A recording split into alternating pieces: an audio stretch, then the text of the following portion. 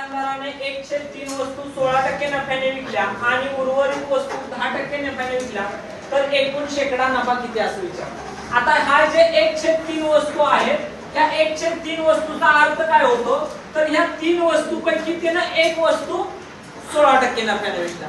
मग आता मी या ठिकाणी काय करतो ती जी एक वस्तू आहे ही एक वस्तू मी 100 रुपयाची मानतो। किती रुपयाची 100 रुपयाची। आता या 100 रुपयावरती त्याने 16% नफा कमवला म्हणजेच किती नफा कमवला 16 रुपयाचा नफा कमवला। उर्वरित वस्तू त्याने 10% नफ्याने विकल्या म्हणतात। आता ह्या 1/3 मधल्या 3 मधली एक वस्तू आपण 16% नफ्याने विकली मग शिल्लक वस्तू किती राहिल्या 2 वस्तू।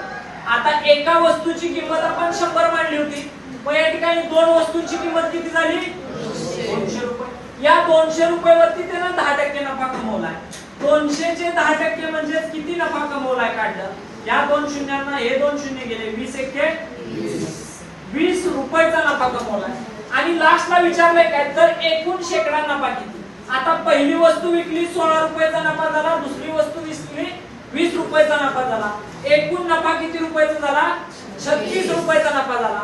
आता हे 36 रुपयाचा नफा मिळवण्यासाठी त्या जो दुकानदार आहे त्याने हे 200 आणि हे 100 असे त्या व्यवसायामध्ये किती रुपये लावले होते 300 रुपयावरती त्याने 36 रुपयाचा नफा कमवलाय आणि हे आपल्याला शेकडा विचारले म्हणून गुणाकारामध्ये 100।